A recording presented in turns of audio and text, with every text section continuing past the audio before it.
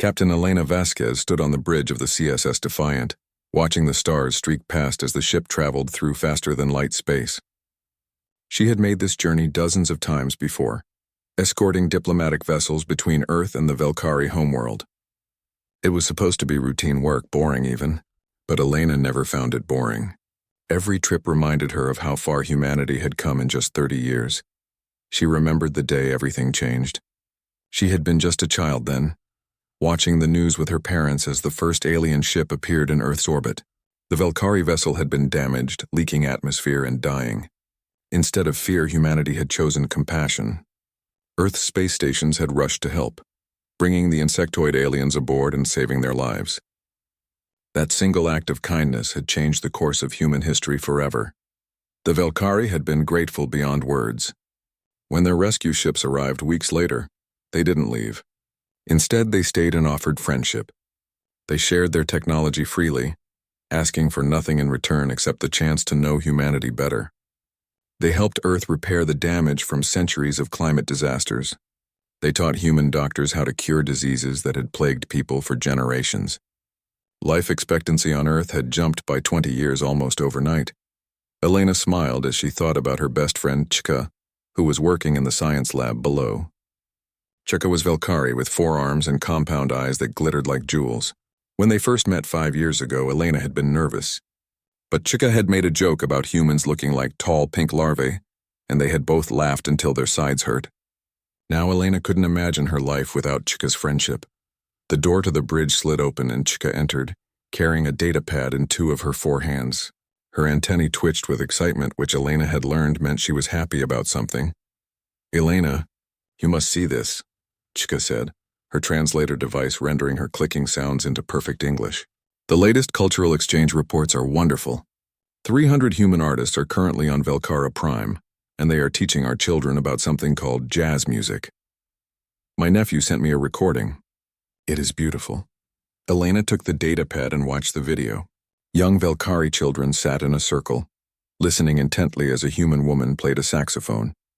Their antennae swayed in time with the music, and several of them attempted to hum along with their unique vocal structures. It was adorable and touching at the same time. "That's amazing," Elena said, handing back the pad. "My sister told me that Velkari poetry is now being taught in schools back on Earth. She said her daughter memorized one of your traditional songs for a school project." Chika's mandibles clicked together in the Velkari expression of joy. "This is what friendship should be. Learning from each other. Growing together. My people believe that the universe brought us together for a reason." Elena nodded, but her smile faded slightly as she looked at another screen on the bridge. It showed a tactical map of the local galactic sector. Red markers indicated the expanding territory of the Korthax Dominion, a reptilian species that had been growing more aggressive over the past 2 years. "Have you seen the latest reports from the border zones?" Elena asked, gesturing to the map. Chika's antennae drooped, a sign of concern. "Yes. The Korthax have taken 3 more unclaimed systems this month. They are moving closer to established territories. I brought it up at the last Galactic Council meeting," Elena said, her voice tight with frustration. The elder species just dismissed it. "They said humanity and the Velkari were too young to understand galactic politics. They told us not to worry about aggressive posturing. The Galactic Council was supposed to maintain peace across the known galaxy. It was made up of 12 species, most of whom had been traveling the stars for thousands of years before humanity even invented writing. They viewed humans and Velkari as children, barely worth listening to. It drove Elena crazy. The elder species have been comfortable for too long," Chika said quietly.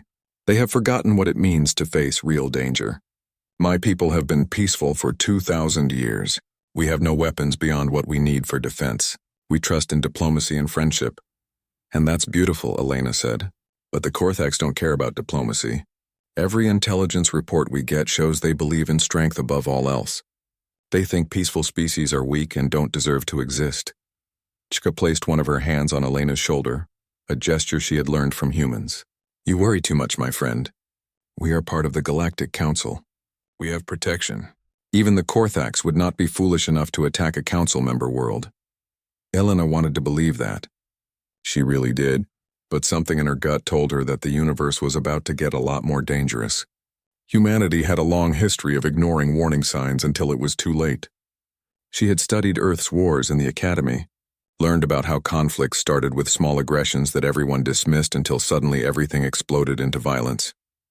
Maybe you're right, Elena said, though she didn't believe it. I just wish the Council would take this seriously. The next few weeks passed quietly. The Defiant completed its escort mission and returned to Earth for resupply. Elena spent time with her family, visited her favorite coffee shop in New Seattle, and tried to relax. But she couldn't shake the feeling of unease that had settled in her chest. She was in her apartment enjoying a rare day off when Chika called her. The Valkyri's face appeared on the video screen, and Elena immediately knew something was wrong.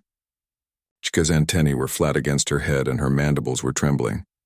Elena, I just received a message from my family on Velkara Prime, Chika said, her voice shaking. There are ships in orbit. Unknown ships. They are not responding to hails. The defense platforms are going to active status, but the connection suddenly filled with static. Elena heard sounds in the background, sharp and violent. Explosions, maybe. Chika's eyes widened in terror. Chika! Elena shouted. What's happening? The ships are firing, Chika whispered. They are firing on the cities. They are. The connection cut out completely. Elena stared at the blank screen, her heart pounding. She tried to call back, but got nothing. No signal, no connection. It was as if Velkara Prime had simply vanished from the galactic communication network. Elena's hands were shaking as she grabbed her communicator and called her ship. This is Captain Vasquez. Emergency recall of all crew. I want the Defiant ready to launch in 1 hour. Plot a course for Velkara Prime, maximum speed. She didn't wait for confirmation. She was already running for the door, grabbing her uniform, her mind racing. Chika's family was on that planet. Millions of Velkari were on that planet. The images of the human children learning Velkari poetry flashed through her mind. The young Velkari listening to jazz music, all the friendship and culture and beauty that had been built over 3 decades. Please, Elena thought as she raced toward the spaceport. Please let them be okay. Please let this be nothing. Please let my friend's family be alive, but deep down she already knew. The warning signs had been there all along. The Korthax had been testing boundaries, pushing limits, seeing how far they could go. And the Galactic Council had done nothing.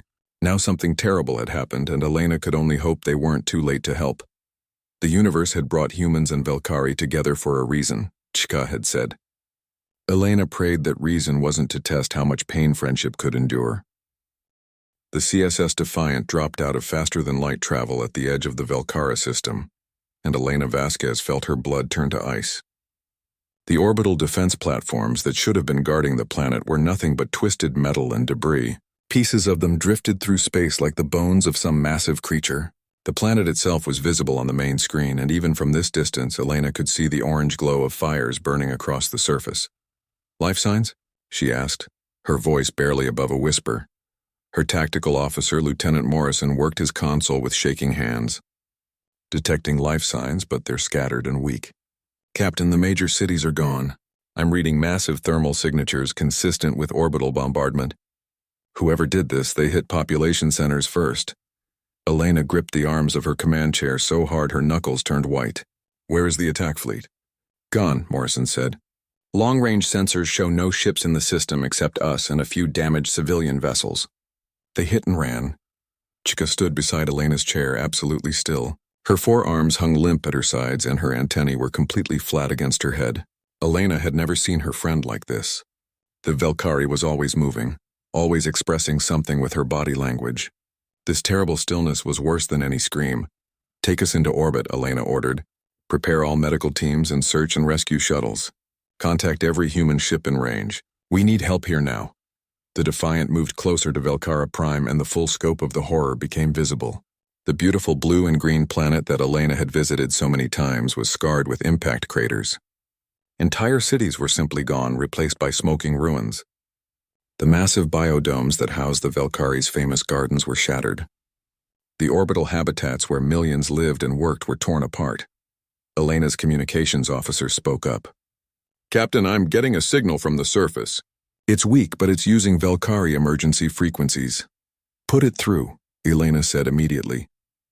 The voice that came through was broken and filled with static, but it was definitely Velkari. This is Survival Shelter 7 Beta. We have approximately 15,000 survivors. We need medical assistance. We need food. We need someone to tell us why this happened. Elena closed her eyes for just a moment, forcing down the rage that threatened to overwhelm her. This is Captain Elena Vasquez of the human ship CSS Defiant. We are here to help. Transmit your coordinates. We're coming to get you. Over the next few hours, the Defiant's crew worked frantically to locate and assist survivors. More human ships arrived, along with vessels from other allied species. But the numbers were devastating. Reports came in from all across the planet. The Velkari population had been 8 billion before the attack. Now they were finding survivors in the thousands, not millions. Elena led a ground team to one of the larger survival shelters. The Velkari had built them decades ago as protection against natural disasters, never imagining they would need them to hide from genocide. When the shelter doors opened, Elena saw hundreds of Velkari huddled together, many of them injured. Children clung to adults, their antennae drooping with fear and confusion. An elderly Velkari approached Elena, moving slowly on legs that trembled with age or shock or both. "You came," she said simply. "We sent the distress signal, but we did not know if anyone would come." "We came as fast as we could," Elena said, her throat tight. "We're going to get everyone to safety. Medical teams are here. Food and water are being distributed. You're going to be okay." The elderly Velkari touched Elena's face with one delicate hand. "Our cities are gone. Our people are gone. How can we be okay?" Elena had no answer for that. She just held the old woman's hand and tried not to let her see the tears in her eyes. Chica had insisted on coming to the surface, searching desperately for any sign of her family. Elena watched her friend move through the ruins of a residential district, calling out names in the clicking Velkari language. Finally, Chica found her family home, or what was left of it. The building had been hit directly by some kind of energy weapon. Nothing remained but a crater and ash. Chica stood at the edge of the crater and made a sound Elena had never heard before. It was high-pitched and broken, a keening wail that seemed to tear its way out of Chica's chest. Elena ran to her friend and held her as Chica collapsed, all four arms wrapping around Elena as she sobbed. "They're gone," Chica whispered. "My parents, my siblings, my nephew who loved jazz music. All gone. Why? Why did they do this?" Elena had no answer. She just held her friend and let her grief pour out. Back on the Defiant, Elena compiled reports and tried to make sense of what had happened. The attack had been carried out by the Korthax Dominion. That much was clear from the weapon signatures and the few eyewitness accounts they had gathered, but the brutality of it shocked even the most experienced military officers on Elena's crew. "They didn't just want to conquer," Lieutenant Morrison said, his voice hollow. "They wanted to exterminate. They targeted population centers, cultural sites, and hospitals. This wasn't war. This was genocide." The Galactic Council called an emergency session. Elena attended via hologram, standing in the Grand Chamber alongside representatives from dozens of species. The human ambassador, a stern woman named Ambassador Torres, demanded immediate action. "The Korthax Dominion has committed an act of genocide against a council member species," Torres said, her voice echoing through the chamber. "We demand that the council authorize a military response. We demand justice for the Velkari people." The council chamber filled with murmurs and clicking in various forms of alien speech. Finally, the Arch-Counselor, an ancient being from a species so old no one remembered their original name, spoke.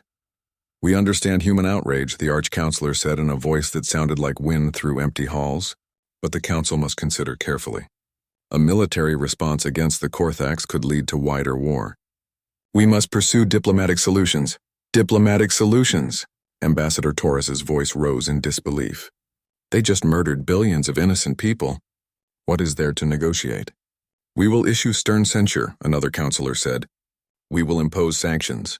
We will demand reparations." Elena felt something break inside her chest. She looked around the chamber at all these ancient species, these beings who had traveled the stars for thousands of years, and she saw cowards. They were scared. They didn't want to fight because fighting was dangerous and uncomfortable and expensive.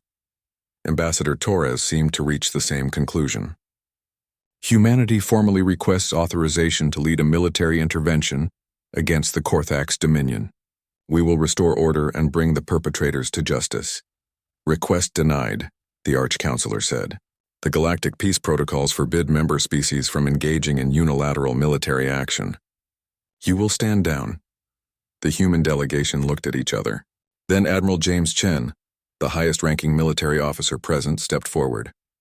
He was an older man with gray hair and scars on his face from Earth's last major conflict decades ago.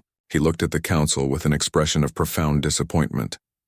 We came to the stars hoping to find something better than what we left behind on Earth, Admiral Chen said quietly. We thought maybe the older species had learned wisdom we hadn't. We were wrong. You're not wise. You're just old and scared. You will not speak to this council in such a manner, the Arch-Counselor said. We're done speaking, Admiral Chen said. Humanity is withdrawing from the Galactic Council, effective immediately. We will not be part of an organization that watches genocide happen and does nothing. The council chamber erupted in chaos. Representatives shouted and argued. But the human delegation was already walking toward the exit. Elena followed them, her heart pounding. As they left, Admiral Chen looked back one time and delivered a simple message. We're done asking permission. The Velkari are our friends. If you won't help them, we will. The door closed behind them, and Elena knew everything had changed. Humanity had just declared its independence from the Galactic Order. And somewhere out in the darkness, the Korthax Dominion was probably laughing, thinking they had won. They had no idea what was coming for them, because humans remembered their friends, and humans never forgave those who harmed the ones they loved. The Solar Congress met in emergency session 3 days after humanity withdrew from the Galactic Council. Representatives from Earth, Mars, the Jupiter colonies, and dozens of other human settlements across 3 star systems gathered in the Grand Chamber in Geneva. Elena watched the proceedings on a screen aboard the Defiant, which was still in orbit around the devastated Velkara Prime. The vote was simple and direct. Should humanity authorize military action against the Korthax Dominion? The representatives voted one by one, their faces appearing on the massive display screens. Earth's representatives voted yes unanimously. Mars voted yes. The Belt colonies voted yes. Even the peaceful scientific colony on Europa, which had never supported military action before, voted yes. When the final tally appeared, Elena felt tears in her eyes. The vote was unanimous. Every single human settlement, every colony, every station had voted to go to war. Not for conquest, not for resources, but for their friends. The Speaker of the Congress, an elderly man from Brazil named Roberto Silva, stood and addressed the chamber. The measure passes. Humanity will answer this genocide with justice. We will show the galaxy what it means to be a friend of Earth. Admiral Chen appeared on Elena's screen a few hours later. He looked tired but determined. Captain Vasquez, I'm promoting you to Commodore. You'll be taking command of the 3rd Fleet. We're going to need experienced officers who understand what we're fighting for. I understand, sir, Elena said. When do we move? Soon, Chen said. But first we need to prepare. The Korthax think they know humans. They've read our history, seen our cultural exports, maybe even talked to some of our diplomats. They think we're soft because we chose peace. They're about to learn why choosing peace is not the same as being weak. Over the next month, Elena watched humanity transform itself. The change was shocking in its speed and scope. Factories that had been producing consumer goods switched to military production overnight. Shipyards that built passenger vessels began assembling warships. Young people lined up at recruitment centers by the millions, volunteering to fight for a species that wasn't even human. Elena remembered her history lessons from the academy. She had studied Earth's bloody past, the wars and conflicts that had nearly destroyed the planet multiple times. World War I, where millions died in trenches. World War II, where humanity learned the full horror of genocide, the nuclear scares that almost ended everything. Humans had done terrible things to each other for thousands of years, but humans had also learned from their mistakes. After the last major war, Earth had united under a single banner for the first time. They had looked at their history and said never again. They had built a peaceful society, joined the galactic community, and tried to be better than what they were. The Korthax had mistaken that growth for weakness. They were wrong. The human fleet had been maintained in secret for decades, the insurance policy that everyone hoped would never be needed. Now it emerged from hidden bases throughout the solar system, sleek frigates that could disappear from sensors, massive carriers that launched hundreds of fighters, and the Eclipse-class dreadnoughts, ships so powerful that each one could level a planet if needed. Elena stood on the deck of her new flagship, the HNS Retribution, and marveled at the fleet assembling around her. Hundreds of ships, each one crewed by people who believed in what they were fighting for. This wasn't an army of conquest. It was an army of justice. Chika had refused to stay behind. Despite her grief, or maybe because of it, she had insisted on serving aboard the Retribution as its chief science officer. Elena had tried to talk her out of it, but Chika had been firm. "My people are peaceful," Chika had said, her antennae trembling with emotion. "We do not know how to fight, but I can help you fight. I can make sure that my family's death means something. I can make sure no other species suffers what we suffered." Other Velkari survivors had made the same choice. Thousands of them volunteered to serve alongside the human fleet in whatever capacity they could. Some became navigators using their natural ability to sense gravitational fields. Others became communication specialists. And some, the young ones who had lost everything, asked to be trained as soldiers. It broke Elena's heart to see young Velkari learning to use weapons. Their species had been peaceful for 2,000 years. Now they were learning how to kill because someone had killed their people first. But she also understood. Sometimes the only way to stop evil was to stand up and fight it. Admiral Chen called a meeting of all fleet commanders a week before the planned attack. They gathered via hologram in a secure virtual space. Dozens of officers from across human space. Chen looked at each of them in turn. "I want everyone to understand what we're about to do," Chen said. "We're going to war against a species that has never lost a major conflict. The Korthax are brutal, efficient, and they outnumber us 3-1. By all traditional military calculations, we should lose." He paused and a slight smile crossed his face. "But we're not going to fight traditionally. Humans have been fighting wars for 5,000 years. We've learned things that the Korthax, for all their strength, have never had to learn. We know how to adapt. We know how to improvise. We know how to turn our enemy's strength against them." Chen brought up a tactical display showing the Korthax territory. "The Korthax believe in honorable combat. They announce their attacks. They fight in formation. They follow rules. We're not going to do any of that. We're going to hit them where they're weak, when they're not expecting it, and we're going to make them afraid." Elena felt a chill run down her spine. This was a side of humanity that the galaxy had never seen. For 30 years, humans had been the friendly newcomers eager to learn and share. Now they were showing what humans were capable of when someone they loved was hurt. The Intelligence Division provided detailed reports on Korthax military installations. The Korthax had grown overconfident, spreading their forces thin across their conquered territories. They expected the Galactic Council to do nothing, and they were right. But they hadn't expected humanity to act alone. Elena spent long hours reviewing the battle plans with her command staff. They would strike 3 targets simultaneously, hitting military installations far from the Korthax homeworld. The goal wasn't just to win battles. It was to send a message. Humanity was coming, and nothing would stop them. The night before the fleet departed, Elena walked through the ship and talked to her crew. She saw humans from every nation on Earth. She saw people who had lived their entire lives in space. She saw veterans of small conflicts and young recruits who had never seen combat. But she saw the same determination in all their eyes. "Why did you volunteer?" she asked a young woman from the Mars colonies. "My little brother has a Velkari pen pal," the woman said. "They've been writing to each other for 3 years. When he heard what happened, he cried for days. I can't let him grow up in a galaxy where something like that goes unpunished." It was the same story over and over. People fighting not out of hatred but out of love. Fighting because the alternative was accepting a universe where genocide was met with strongly worded letters and nothing more. Admiral Chen's final message to the fleet was brief. They believe mercy is weakness. They believe compassion is cowardice. Today we teach them that humanity's greatest strength is that we know what's worth fighting for. We fight for our friends. We fight for justice. We fight so that no other species has to experience what the Velkari experienced. Godspeed to all of you. The fleet jumped to faster-than-light travel in perfect formation. Elena stood on her bridge, Chika beside her, and watched the stars blur into lines of light. The Korthax had made a terrible mistake. They had hurt humanity's friends. Now they would learn what happened when you made an enemy of Earth. The galaxy thought it knew humans. They had seen human art, heard human music, tasted human food. They thought humans were simple and emotional, quick to make friends but not particularly dangerous.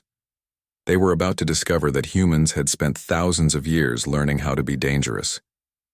And when humans fought for something they loved, they were the most dangerous species in the galaxy. The human fleet dropped out of faster-than-light travel at the edge of 3 different Korthax military systems at exactly the same moment. It was a coordinated strike that covered hundreds of light years, a feat of navigation and timing that should have been impossible. But humans had spent 30 years learning from the best navigators in the galaxy, including the Velkari, and they had improved on everything they learned. Commodore Elena Vasquez watched her tactical display as the Third Fleet emerged in the Korthax system designated Target Alpha. It was a major supply depot, defended by 24 warships and a massive orbital fortress. The Korthax had built it to support their expansion into new territories. They were about to lose it. All ships, weapons free, Elena commanded. Execute Attack Plan Delta. The human ships spread out in a pattern that seemed chaotic to the Korthax defenders. Korthax military doctrine emphasized formation fighting, ships moving in organized groups that supported each other with overlapping fields of fire. They expected enemies to do the same. Humans did not. The stealth frigates, invisible to Korthax sensors, slipped through the defensive perimeter and fired missiles at the orbital fortress's shield generators. The Korthax didn't even know they were under attack until the shields failed. By then, human fighters were already swarming through the gap, targeting weapon emplacements and communication arrays. Enemy fleet is breaking formation, her tactical officer reported. They're trying to respond, but they don't know where to focus their fire. Elena allowed herself a cold smile. That's the point. Lieutenant Morrison, have our electronic warfare ships start broadcasting false signals. Make them think we have twice as many ships as we actually do. The battle became a lesson in asymmetric warfare. The Korthax were stronger ship for ship. Their weapons hit harder and their armor was thicker. But humans didn't fight fair. They used decoys and jamming. They hacked into Korthax communication systems and fed false orders. They attacked from unexpected angles and retreated before the enemy could respond effectively. One Korthax destroyer, confused by false sensor readings, fired on its own support ships. Another ran straight into a minefield that human engineers had deployed just minutes earlier. The Korthax fought with courage and strength, but they fought predictably. And humans had learned, through thousands of years of warfare, that predictability was a fatal weakness. Within 3 hours, the orbital fortress was destroyed, and half the Korthax fleet was disabled or destroyed. The rest retreated, sending desperate messages to their command about the unexpected human attack. Commodore, we're receiving similar reports from Target Beta and Target Gamma, Morrison said, his voice excited. Admiral Chen's fleet destroyed their target with minimal casualties. Admiral Wang's fleet has captured their target intact and is taking prisoners. Elena nodded, but she felt no joy in the victory. This wasn't a game or a competition. Every Korthax ship they destroyed was a ship that couldn't threaten another peaceful species. Every installation they captured was one less base for genocide. Begin search and rescue operations for any Korthax survivors, Elena ordered. We're not like them. We take prisoners and we follow the rules of war. Chka, standing at her science station, looked up at Elena with gratitude in her compound eyes. It mattered to the Velkari that humans were fighting with honor, even against enemies who had shown none. The war continued for 3 months, and every day brought new victories. The Korthax tried to adapt to human tactics, but they were fighting doctrine against creativity. They had rules for warfare that had served them well for centuries. Humans broke all the rules. Human psychological warfare teams broadcast messages into Korthax space, showing footage of the Velkari genocide alongside images of human Velkari friendship. They let the Korthax soldiers see what they had really destroyed. Some Korthax began to question their orders. Desertion rates climbed. Human hackers infiltrated Korthax computer systems and turned their own surveillance networks against them. Human intelligence knew where every Korthax fleet was, where every supply depot existed, where every weakness could be exploited. The Korthax, who prided themselves on their strength and honor, found themselves fighting an enemy they couldn't even see half the time. The turning point came when the Korthax attempted to strike at Earth itself. A massive fleet, the largest they had assembled in decades, jumped into the solar system expecting to catch humanity's homeworld undefended. Instead, they jumped into a trap. Admiral Chen had predicted the move. He had left what looked like a skeleton defense force around Earth while taking most of the fleet to attack Korthak's territory. But the skeleton force was anything but weak. The orbital defenses around Earth had been upgraded over the past months to levels that made them nearly impregnable, and Chen had hidden 3 full battle groups in the asteroid belt, waiting for exactly this moment. The Korthak's fleet was caught between the orbital defenses and the human ships emerging from the belt. It was a massacre. Within 6 hours, the Korthaks lost 80% of their attacking force. The survivors retreated in disarray, and humanity captured the Korthak's fleet commander. Elena was present via hologram when Admiral Chen interrogated the Korthak's commander. The reptilian alien was huge, nearly 3 meters tall, covered in scales that looked like natural armor. He glared at Chen with yellow eyes full of hatred. "You fight without honor," the Korthak's commander hissed. "You use tricks and deception. You are cowards." "We use our brains," Chen replied calmly. "Something you might want to try." "Tell me, Commander, what honor was there in killing billions of unarmed Velkari? What courage did it take to bomb cities full of children?" The Korthak's commander said nothing. He had no answer because there was no answer. "Your people believed that peaceful species were weak," Chen continued. "You thought compassion was a flaw. You were wrong. Humans have learned something over our long, bloody history. The strong have a responsibility to protect the weak. That's not weakness. That's civilization." The war turned decisively after that. Korthak's forces began surrendering in large numbers. Their leadership, seeing that they couldn't win and that humanity was willing to fight to the bitter end, started sending peace feelers through neutral parties. Elena's fleet was approaching a Korthak's colony world when the surrender order came through. She stood on her bridge, looking at the planet on the main screen. It was a beautiful world, blue and green like Earth. Millions of Korthak civilians lived there, going about their daily lives. "We could end this right now," Lieutenant Morrison said quietly. "Hit them the way they hit Velkara Prime. Make them feel what they made the Velkari feel." Elena turned to look at him, and her expression was cold. "No, we're not like them. That's the whole point. We fight to protect, not to destroy. Those civilians down there didn't commit genocide, their leaders did." Chika approached Elena, placing one hand on her friend's shoulder. "Thank you," the Velkari said softly, "for remembering who you are even in the middle of war." The formal Korthak surrender came 2 weeks later. Admiral Chen refused their initial terms, which would have left their military largely intact. Instead, he demanded complete demilitarization, the surrender of all war criminals for trial, and Korthak's acceptance of human peacekeeping forces on their worlds.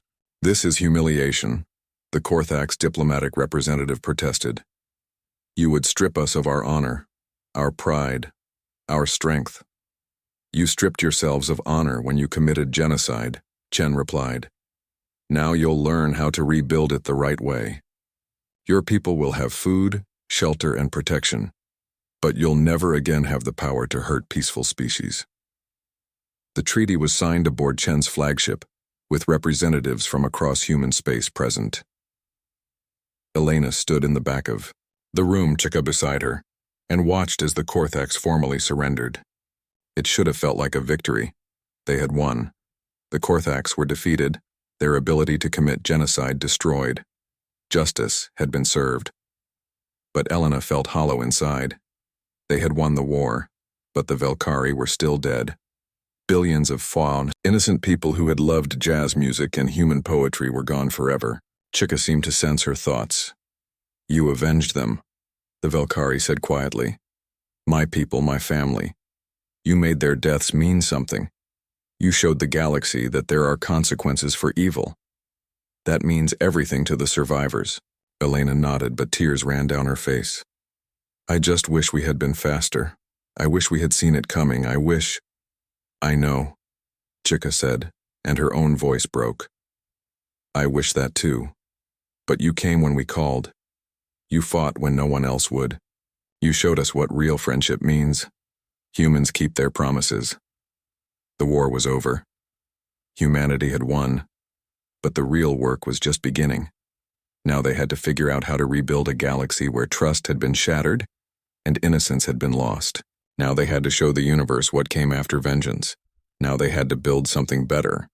6 months after the war ended, Admiral Elena Vasquez stood on the surface of Velcara Prime and watched the sunrise. The planet was still healing, but you could see the progress. Where cities had burned, new buildings were rising. Where craters had scarred the land, gardens were beginning to grow again. It was slow work, but it was happening. Beside her stood Chika, who had never left Elena's side throughout the long months of recovery. The Velcari no longer wore a military uniform. She had returned to her traditional robes, the flowing garments that her people had worn for generations. But there was a sadness in her eyes that Elena knew would never fully disappear. 2 million, Chika said softly, looking out at the construction crews working in the distance. That is how many of my people survived. From 8 billion to 2 million, an entire civilization nearly erased. Elena took her friend's hand. She had learned that sometimes there were no words that could help. Sometimes you just had to be present, to stand beside someone in their grief and let them know they weren't alone. Work crews from dozens of species moved across the planet's surface. Humans formed the majority, but there were also volunteers from other young species who had watched humanity's war with the Korthax and been inspired. The elder species from the Galactic Council were notably absent. They had offered money and resources, but they hadn't sent people. That told Elena everything she needed to know about them. The memorial will be finished next month, Chika continued. We will list every name, all 8 billion who were lost. It will take years to complete, but we will remember them all. Humans will help, Elena promised, for as long as it takes. The Korthax Dominion no longer existed as a political entity. The species still existed, of course, but their empire had been dissolved. Human peacekeeping forces occupied their major worlds, overseeing the transition to democratic governments. It was messy and complicated, and there was resistance from Korthax who still believed in the old ways. But slowly progress was being made. The Korthax leadership who had ordered the genocide faced trial at a special tribunal. Humans insisted on due process, proper evidence, and fair hearings. Some people had argued for immediate execution, but Elena and Admiral Chen had refused. Justice had to mean something more than revenge, or they were no better than the Korthax themselves. The Elder is here, Chika said, pointing to the sky. Elena looked up and saw a shuttle descending. It bore the markings of the Galactic Council. She felt her jaw tighten with old anger, but she forced herself to remain calm. This meeting was important. The shuttle landed and the Arch-Counselor emerged.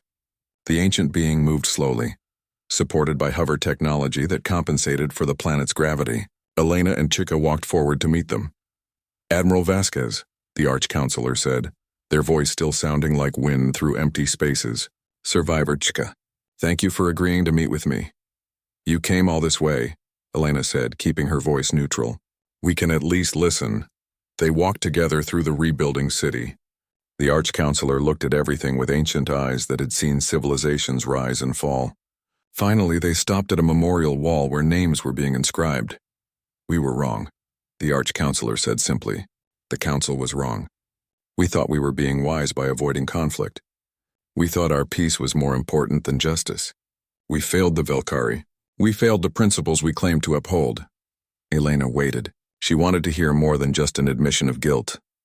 The Council wishes to invite humanity to return, the Arch-Counselor continued, but not as junior members, as full partners with equal voice and vote, and we wish to propose something new, a mutual defense compact where any attack on one member is considered an attack on all. Like what happened here should have triggered, Elena said, her voice hard. Yes, had such a compact existed, the Council would have been obligated to act. Perhaps the Korthax would never have attacked in the first place. The Arch-Counselor turned to face Elena directly. We also wish humanity to take a leadership role in galactic security. Your people have proven they understand when force is necessary, and when it is not. We need that wisdom. Elena looked at Chika, who gave a small nod. They had discussed this possibility many times. Humanity will return to the Council, Elena said, but only if real reforms are made. No more standing by while genocide happens. No more putting comfort ahead of justice. And yes, we'll help with security, but we're not going to be your army. We're going to be partners who work together to protect those who can't protect themselves. Agreed, the Arch-Counselor said. There is one more thing. Several of the younger species have expressed interest in joining this new defense compact. They see what humanity did for the Velkari. They want that same protection. Then they'll have it, Elena said. But they need to understand something. Humanity didn't fight because we wanted war. We fought because our friends were hurt. Peace is always the goal. Force is only the last resort. Over the following weeks, the new treaty took shape. The Mutual Defense Compact started with just 3 species: humans, Velkari, and an insectoid race called the Chithra, who had been threatened by aggressive neighbors. But more species applied every day. The younger races, who had felt unprotected under the old council system, saw hope in this new arrangement. Elena was promoted to full admiral and given command of the new Galactic Defense Force. It was a massive responsibility, but she accepted it knowing that someone had to make sure nothing like the Velkari genocide ever happened again. The changes in galactic politics were dramatic. The elder species, who had dominated the council for thousands of years, found their influence greatly reduced. They had proven themselves to be ineffective leaders when real crisis emerged. Now the younger species had a voice, and they were using it. Some of the elder species resented this. They grumbled about upstart humans who had been in space for barely 3 decades telling everyone what to do. But they couldn't argue with results. Aggressive species that had been expanding unchecked suddenly found themselves facing consequences. Pirates and raiders discovered that attacking shipping lanes now brought swift military response. The galaxy became safer, not through fear, but through the knowledge that there were people willing to stand up against evil. Elena stood in her office on the new headquarters station, looking out at the stars. Photos covered one wall. Images of her crew, of Chika's family before they died, of the Velkari children who had listened to jazz music. Reminders of what she fought for. There was a knock on her door, and Chika entered carrying 2 cups of tea. It had become their daily ritual, taking a break from the endless work of rebuilding to just sit and talk as friends. The enrollment numbers for the new joint training program came in, Chika said, settling into a chair with her characteristic grace. 5,000 new recruits from 14 different species.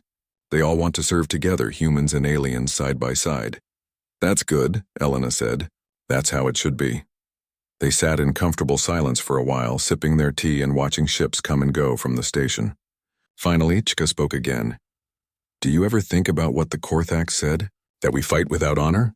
Elena considered the question carefully. I think honor is doing the right thing even when it's hard.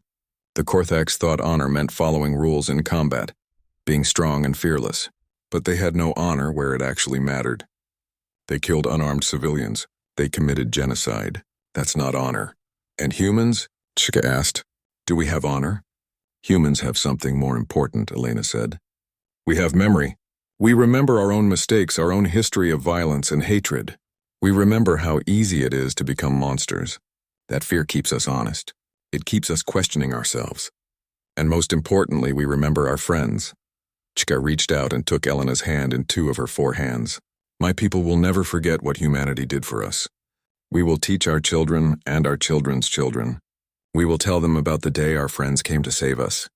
Elena smiled, but it was a bittersweet expression. I just wish we could have come sooner. You came when you could, Chika said firmly.